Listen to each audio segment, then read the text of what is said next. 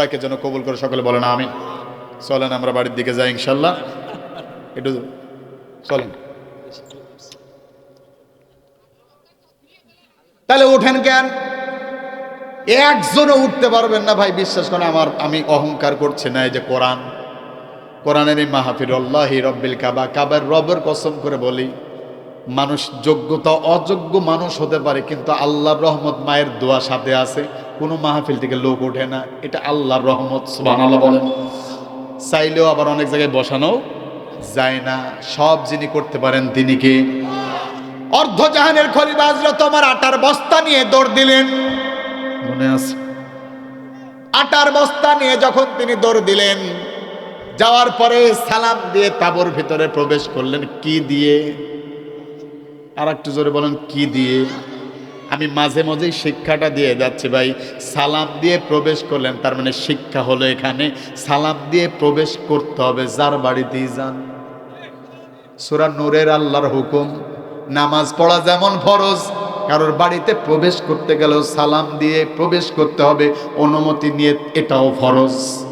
একবার দেবেন, দুইবার দেবেন, তিনবার দেবেন, এরপরেও যদি উত্তর না আসে আপনি বাড়ি চলে যাবেন। এটাই আপনার জন্য মঙ্গল, এটা আপনার জন্য ভালো। না তো এমন কিছু লোক আছে, সবদুল ভাই আছে, মানে উনি জিজ্ঞাসাও করে না, বাড়িতে কিছু না বলে সরাসরি যাই বেডরুমে ডেকে বলেন সবদুল ভাই আছেন নাকি, মানে পর্দাটা ছড়াইবে, সবদুল ভাই আছেন নাকি, ভিতরে ঢুকেই পর্দাটা জিজ্ঞেস করা কি দরকার? মানুষ মূর্খ হলে এতটা মূর্খ হয়? মানুষের ব্যক্তিত্ব আছে না নাই? পার্সোনালিটি আছে না নাই? আশ্চর্য কথা। নবীজি রেখে বলেন প্রত্যেকের ঘরে অনুমতি নিয়ে প্রবেশ করবা। হযরত আবু হুরায়রা ডেকে বলেন, ইয়া রাসূলুল্লাহ, আমি কি আমার মায়ের ঘরে প্রবেশ করতে গিয়ে অনুমতি নেব? তিনি আমার মা, তিনি আমাকে জন্ম দিয়েছে। বিশ্বনবী ডেকে বলেন, তুমি তোমার মাকে কি উলঙ্গ দেখতে চাও? আবু হুরায়রা ডেকে বলেন, না ইয়া রাসূলুল্লাহ, কোন সন্তান এটা চাবে না। আল্লাহর নবী ডেকে বলেন, তুমি তোমার মাকে যদি উলঙ্গ দেখতে না চাও, তোমার জন্মদাত্রী মা, তোমার জন্ম যে দিয়েছে তোমার মা, ওই জননীর ঘরে যখন প্রবেশ করবা, তখনও তুমি অনুমতি নিয়েই প্রবেশ করবা। সুবহানাল্লাহ বলেন। ইসলাম সুন্দর, ইসলাম শাশ্বত, কথা বলেন ঠিক কিনা? প্রিয় ভাইয়ের আমার, হযরত ওমর এবার সালাম দিয়ে প্রবেশ করলেন। কি দিয়ে? মনে থাকে যেন এটাই শিক্ষা। সালাম দিয়ে প্রবেশ করার পরে মা জননীকে ডেকে বলছেন, মা, এই যে তরি তরকারির কিছু আটা, তুমি তোমার এই যে আটা নাও, আটাটা খামির করে তুমি রুটি বানাও, আমি তরি তরকারি কেটে তোমাকে সাহায্য করছি। হযরত ওমর তরি তরকারি কেটে সাহায্য করলেন, রান্না বান্না হয়ে গেল। হযরত ওমর রাদিয়াল্লাহু তাআলা আনহু এবার মাকে ডেকে বলছেন, মা, তুমি নিজে খাও, আর তোমার সন্তানদের মুখে খাবার তুলে দেওয়ার দায়িত্ব আমি নিচ্ছি। সুবহানাল্লাহ।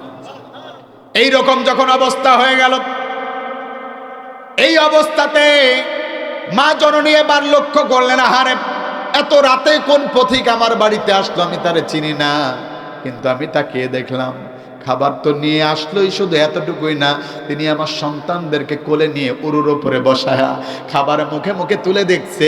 আর আমি তাকিয়ে দেখি ওই পথিকের চক্ষু বেয়ে বেয়ে অশ্রু ফোটা, দাড়িগুলো বেয়ে বেয়ে জমিনে পড়ছে। আমি একটু অবাক হয়ে গেলাম। মা জননী বলছেন, আমি একটু অবাক হয়ে জিজ্ঞাসা করলাম, পথিক রে, তুমি কে? তোমারে আমি চিনি না, এই এত রাতে তুমি আমার কাছে আসলা, তুমি কে? তোমার পরিচয়টা একটু দাও। আর আমার মনে হয় এই রাষ্ট্রের সরকার ওমর না হয়ে যদি তোমার মতো যুবক হয়ে যেত, গোটা রাষ্ট্রের চেহারা এমনিতেই পাল্টিয়ে যেত। একটু জোরে বলা যাবে কি সুবহানাল্লাহ? কিন্তু মা জননী জানে না কার কথা কারে কয়। এগুলো শুনলে মনে হয় যেন কোন যুগে চলে গেছে। সে যুগ আমরাও চাই, খোলাফায়ে রাশিদিনের যুগ, আল্লাহ কবুল করুক, বলো না। মা জননীকে এবার হযরত ওমর ডেকে বলছেন, মা জননী, পরিচয়ের কোনো দরকার নাই,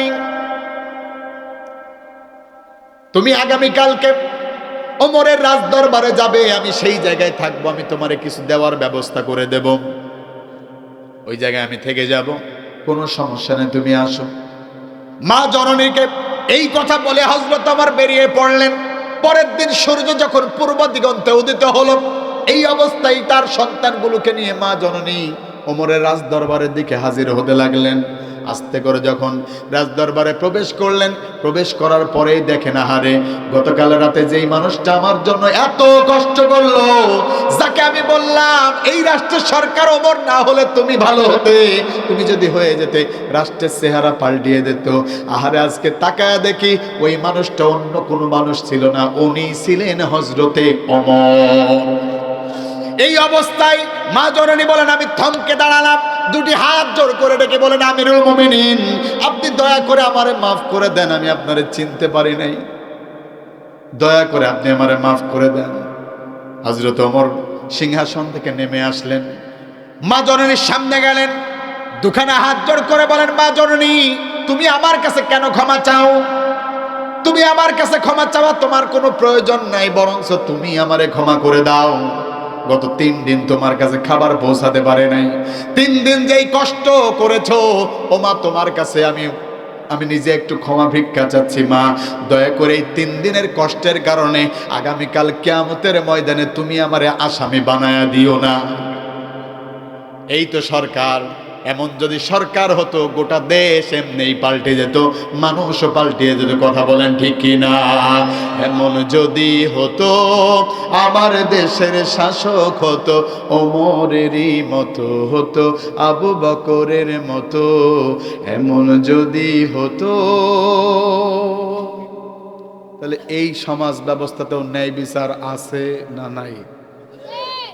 ড্যামেজ হয়ে গেলেন মনে হয়, আপনার কাহিল হয়ে গেছে 2 ঘন্টা। তো এখনো ওই সমাজ ব্যবস্থা যদি কায়েম হয়, শান্তি আছে না নাই? তাহলে সেই শান্তির সমাজ কায়েম করার দরকার আছে না নাই? আওয়াজ দিয়ে বলেন আছে না নাই? সেই শান্তির সমাজ কায়েম করতে গেলে, সেই ন্যায় বিচার কায়েম করতে গেলে অসংখ্য মানুষকে পুড়ে পুড়ে মরতে হবে, অসংখ্য মানুষকে জেলখানায় ঢুকে ঢুকে মরতে হবে, শহীদের নজরানা পেশ করতে হবে, তবে ওই সমাজ কায়েম হবে। কথা বলেন ঠিক কিনা? এই জন্য সেই কোরআনের সোনালী সমাজ কায়েম করতে গিয়ে যদি আবারও আমাদেরকে বদর আর উহুদের মতো, তাবুকের খন্দকের মতো, বদর আর উহুদের মতো, তাবুকের খন্দকের মতো মাথায় কাপড়ের কাপড় বেঁধে ময়দানে ঝাঁপিয়ে পড়ে বুকের তক্ত রক্ত দিতে হয়, ওই দিন কে কে বুকের তক্ত রক্ত দিতে পারবে? 2 হাত তুলে রাখলে আমার লাগে। আল্লাহ কবুল করুক।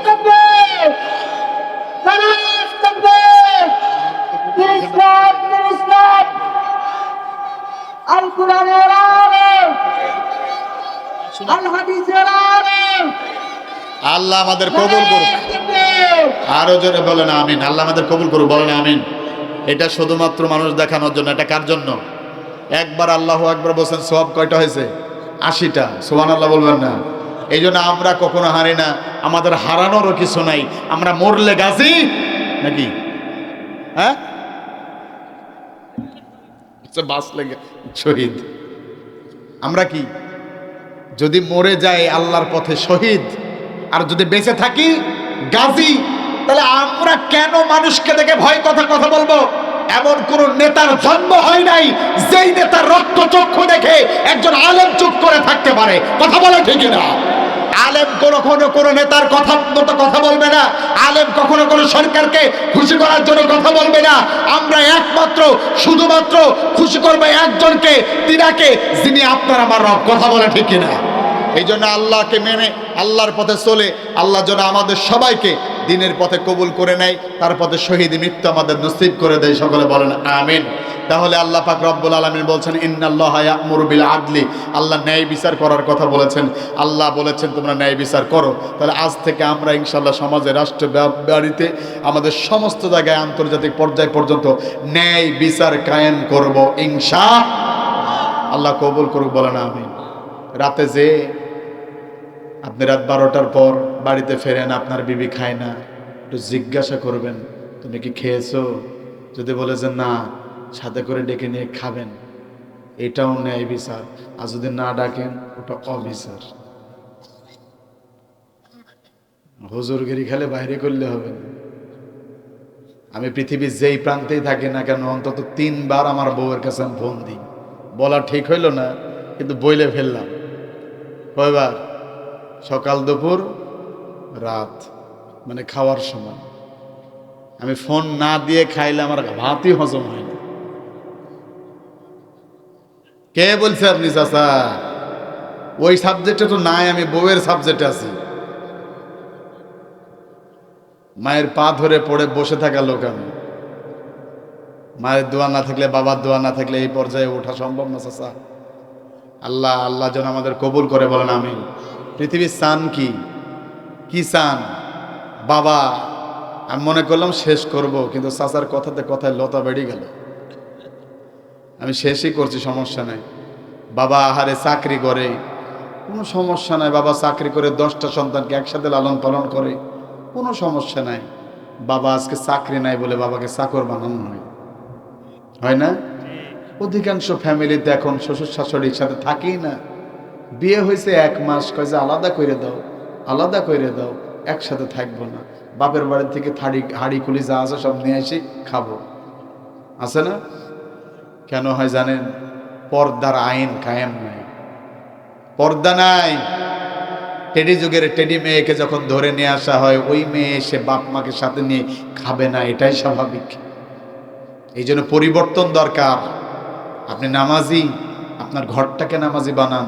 আপনি হাজি, আপনার ঘরটাকে হাজি বানান।